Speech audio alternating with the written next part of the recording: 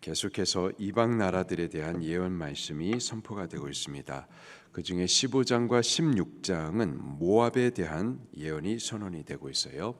이 모압이 어떤 나라인지를 먼저 좀 짚고 가도록 하겠습니다. 먼저 모압이 어디에 위치해 있는지 먼저 지도를 보도록 할게요. 이 파란색 부분, 여기가 북왕국 이스라엘이고요. 이쪽 아래가 유다입니다. 그리고 이 나라들 주변에 여기 블레셋이고 아래쪽은 에돔입니다. 그리고 위에 아람이라는 나라가 있고요. 그 아래 암몬이라는 나라가 있고요. 그리고 모압은 바로 여기에 위치해 있습니다.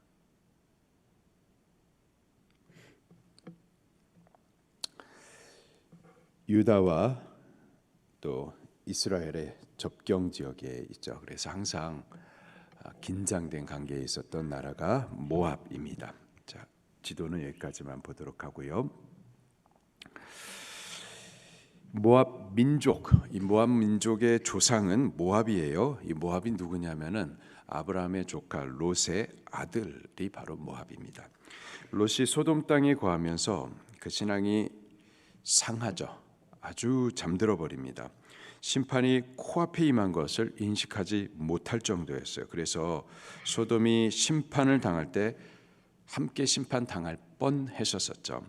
아브라함의 중보로 겨우 천사의 손에 잡혀가지고 구원을 받습니다. 그때에도 예비사위들에게 심판에 대해서 말하는데 에이 그런 게 어디 있어 하면서 코웃음을 치다가 심판 당하죠. 또 롯의 아내도 천사들이 손잡아 끌어내는데도, 그리고 자기 지금 눈앞에 불과 유황으로 말미암아서 심판 당하는 것을 보면서도 여전히 소돔에 대한 미련을 버리지 못해서 뒤돌아보다가 소금 기둥이 되어버립니다.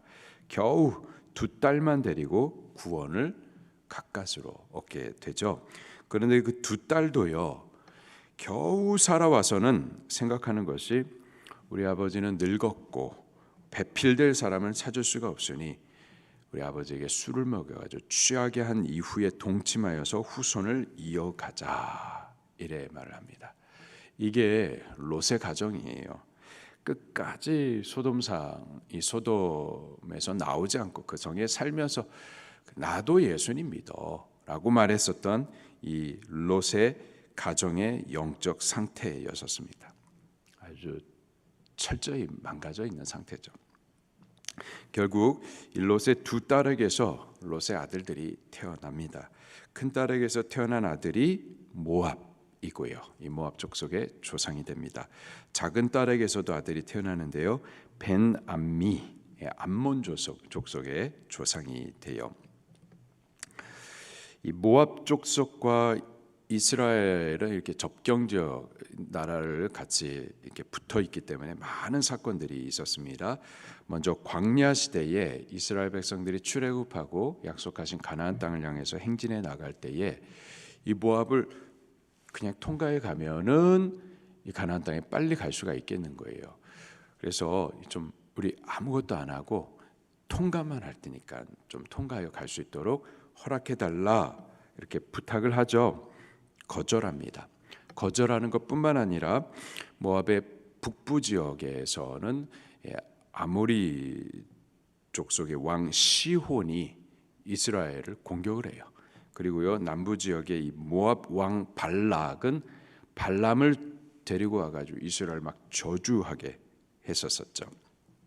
그렇게 적대적이었었습니다. 사사 시대에 들어와서는 좀 특별한 사건이 있었었는데요. 베들레헴 지역에 살고 있었던 나오미가 며느리를 맞이합니다. 그 며느리 이름이 루스예요. 루스. 이 루스가 어디 지역 여인이었죠? 모압 여인이었습니다. 모압 여인. 그리고 이 모압 여인 루시 후에 보아스를 통해서 자녀를 낳는데 오벳을 낳게 되죠. 이 오벳이 또 누구냐면은 다윗의 할아버지였었습니다. 다윗 왕 계보, 여기 쭉 가면 이제 그리스도가 이쪽을 통해서 나오는데, 근데 이 다윗 왕가의 계보 안에 이 모압의 여인이 있었던 거죠. 왕국 시대에 들어가서는요, 이 모압과 이스라엘이 같이 붙어 있었기 때문에 계속 서로 긴장 관계를 지속했었습니다.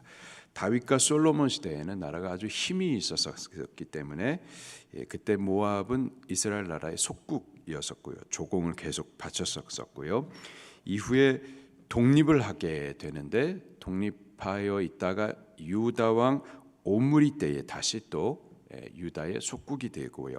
그리고 아합의 아들 아하시아 때에 다시 또 독립을 하는 등 그렇게 왔다 갔다 하면서 왕국 시대에는 서로 간의 긴장 관계를 유지를 했었습니다.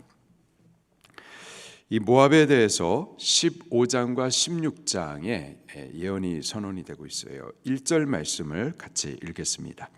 시작. 모압에 관한 경고라. 하룻밤에 모압 알이 망하여 황폐할 것이며 하룻밤에 모압 기르가 망하여 황폐할 것이라. 모압에 관한 경고라. 경고라는 말은 멸망당하기 전에 너 멸망할 거야 하면서 미리 말해주는 거죠. 미리 왜 말해줄까요? 망하면 그냥 망하는 건데 미리 왜 말해줄까요? 만약에 그 경고를 듣고서 저가 돌이켜서 회개하면 어떻게 되는 건데요? 회개하면 망하지 않는 겁니다. 이게 경고예요. 경고는 사실 망하지 말라고 미리 말해주는 거죠. 돌이켜 회개하라고 불러주시는 겁니다. 때문에 사실 경고는 은혜인 거예요. 돌이켜 회개하라고, 죽지 말고 살라는 사랑의 부르심이 바로 경고인 거죠. 요나서에서 그 사실이 아주 분명하게 확인이 되는데요. 하나님께서 요나를 강권해가지고 가기 싫었잖아요. 근데 강권해가지고 니느웨로 보내십니다. 니느웨는 아수르 나라의 수도예요. 아수르는 이스라엘을 괴롭게 했었던 원수죠. 자, 근데 그 니느웨로 강권해서 하나님께서 요나 선지자를 보내십니다. 가서 심판받을 거라고 경고하게 하십니다. 큰 성 니느웨가 하나님의 심판으로 망하게 될 것이다. 가가지고 경고해 주어라. 심판하시고자 작정하셨으면요, 하나님께서 그냥 하시면 됩니다. 심판. 근데 왜 굳이 선지자를 갖다가 가기 싫다 하는데 그 선지자를 보내가지고 이 경고의 메시지를 전하게 하시는 걸까요? 사실은 하나님께서 심판을 원치 아니하신 거예요. 그들이 돌이켜가지고 회개하여 살기를 원하셨었던 거죠.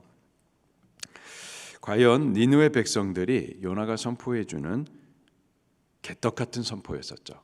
3일 길인데 하루 만에 대충 회개하라, 회개하든지 말든지 회개하라, 대충 그렇게 선포해 주었었던 겁니다. 근데 그 선포하는 경고의 메시지를 이 니느웨 백성들이 들었었을 때 왕으로부터 어린 아이들까지, 부모로부터 자녀들까지, 부모는 나는 새벽 예배하고 기도할 때니까 너는 그냥 공부만 해도 된다. 아니요. 부모도 하나님을 섬기고 자녀도 하나님을 섬기고 부모도 회개하고 어린 아이들까지 다 회개하셔야 되는 거예요. 왕으로부터 어린 아이들까지 다 회개했었어요. 그래서 어떻게 되죠? 하나님께서 그 뜻을 돌이켜서 심판 안 하셨습니다. 심판 안 하고 저들이 죽지 않고 살았었죠. 그랬더니 요나가 분이 가득했어요. 요나가 안 가려고 그랬었죠. 또 전할 때도 막 개떡같이 전했죠. 그냥 하든지 말든지 하면서 그냥 전했었어요. 그런데 그럼에도 불구하고 이 백성이 회개하여서 망하지 않자 막 분이 가득했었어요. 왜 그랬을까요? 요나는 니느웨 백성이 망하기를 원했었거든요. 왜요? 이스라엘 원수 나라였었거든요. 그리고 요나는 또 굉장한 애국자였었습니다. 굉장한 애국자. 우리 이스라엘, 우리 대한민국, 굉장한 민족주의자자, 애국자였었어요. 그 애국심 때문에 니느웨가 망하고 니느웨 백성 다 죽기를 원하기까지 애국자였었어요. 애국자였기 때문에 주님의 뜻을 거슬리기까지 나라를 위한다고 했었던 거죠. 요나와 달리 하나님은 니느웨 백성이 망하지 않기를 원하셨습니다. 회개하여 살기를 원하셨었죠. 그래서 경고해가지고 저들이 이 경고의 메시지를 듣기를 원하셔서 요나 가기 싫어하는데도 불구하고 경고를 전하게 하셨었던 겁니다. 이렇게 경고는 돌이켜 살라는 하나님의 부르심이죠. 은혜입니다. 사랑인 거예요. 우리에게도 하나님께서 책망을 하신다거나 또는 경고를 하신다. 그 하나님의 부르심이고 죽지 말고 살라는 하나님의 은혜인 줄 믿으시기를 바랍니다. 비록 모압이 이방 나라였고요, 또 교만했습니다. 교만하였고 패역했지만 하나님은 경고하심으로 그들이 돌이켜 살기를 원하셨어요. 근데 결국 이 모압이 망하죠. 회개하지 않아서 결국은 망하게 됩니다. 모압이 어떻게 망할지 1절 말씀을 다시 보니까요, 하룻밤에 망하게 될 것이다 말해주고 있어요. 1절 다시 읽겠습니다. 시작. 모압에 관한 경고라. 하룻밤에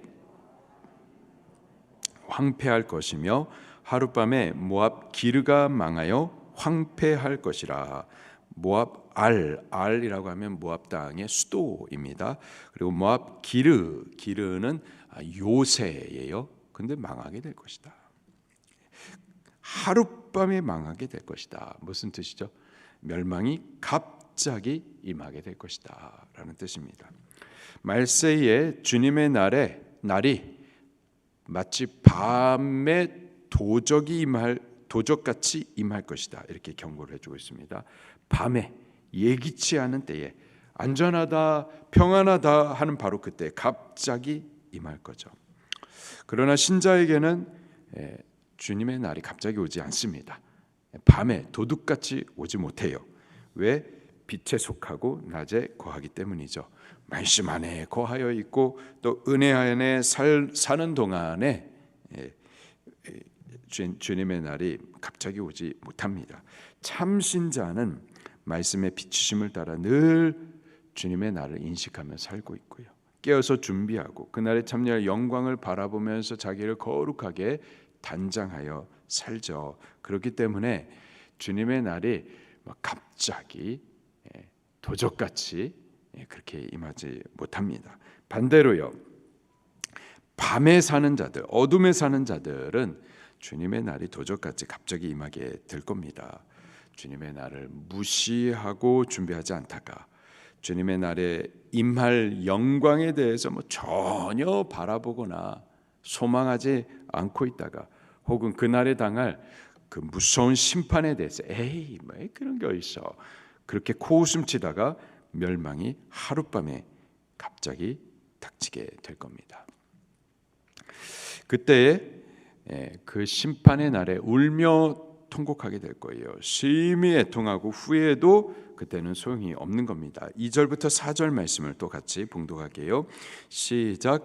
그들은 바잇과 디본 산당에 올라가서 울며 모압은 느보와 메드바를 위하여 통곡하는도다. 그들이 각각 머리카락을 밀고 각각 수염을 깎았으며 거리에서는 굵은 배로 몸을 동였으며 지붕과 넓은 곳에서는 각기 애통하여 심히 울며 헤스본과 엘랄레는 부르짖으며 그들의 소리는 야하스까지 들리니 그러므로 모압의 군사들이 크게 부르짖으며 그들의 혼이 속에서 떠나는도다. 심판의 날은 애곡과 통곡의 날이 될 거예요. 그런데 그 눈물을 닦아줄 자가 없습니다. 후회해도 다시 기회가 없어요. 우리는 지금은 울더라도 심판의 날에는 웃는 자가 되셔야만 합니다. 예수님께서 이를 말씀하세요. 누가복음 6장 21절에 지금 우는 자는 복이 있나니 너희가 웃을 것이며. 지금 우는 자란 어떤 자일까요? 시편 126편 5절과 6절에 눈물을 흘리며 씨를 뿌리는 자는 기쁨을 거두리로다. 울며 씨를 뿌리러 나가는 자는 반드시 기쁨으로 그 곡식단을 가지고 돌아오리로다. 곡식을 거두는 나중을 바라보면서 지금 믿음의 씨를, 눈물의 씨를, 기도의 씨를, 헌신의 씨를 뿌리는 자들을 말하는 거죠. 우리 집사님 중에서 이 제사 문제로 인해서 곤욕을 치르시는 분이 계십니다. 제사에 참여하지 않는 일로 인해서 막 남편이 화가 나서요. 구정 이후부터 지금까지도 말을 하지 않아요. 얼굴을 보지 않습니다. 왜 제사하지 않는 거죠? 시댁을 무시하기 때문에? 효도하지 않기 때문에? 아니죠. 그게 헛된 우상이기 때문에, 귀신과 교제하는 것이기 때문에, 하나님께서 가증히 여기시고 미워하시기 때문에, 하나님께서 우상 숭배하지 말라고 명령하셨기 때문이죠. 그래서 말씀을 순종해야 되겠고, 그래서 믿음을 써야만 하기 때문에 우상 숭배하지 않는 거예요. 그런데 말씀 순종하는 동안에는 어려움을 당합니다. 믿음을 따르는 동안에는 곤란을 당해요. 눈물이 나요. 어렵고 서럽습니다. 그래서 하나님 앞에 울게 되는 거죠. 예수님께서 말씀하세요. 지금 우는 자는 복이 있나니 너희가 웃을 것이며, 또 성경도 우리에게 약속해 주십니다. 눈물을 흘리며 씨를 뿌리는 자는 기쁨으로 거두리로다. 지금 진리를 따르는 동안 분명히 어려움이 있습니다. 믿음을 지키는 동안 눈물을 흘릴 수가 있어요. 그러나 지금 믿음 때문에, 진리를 따르기 때문에 눈물 흘리는 자는 주님의 날에 우리 웃게 될 줄로 믿습니다. 우리가 그렇게 되기를 예수님 이름으로 축원합니다. 말씀 붙들고 통성으로 기도하시겠습니다.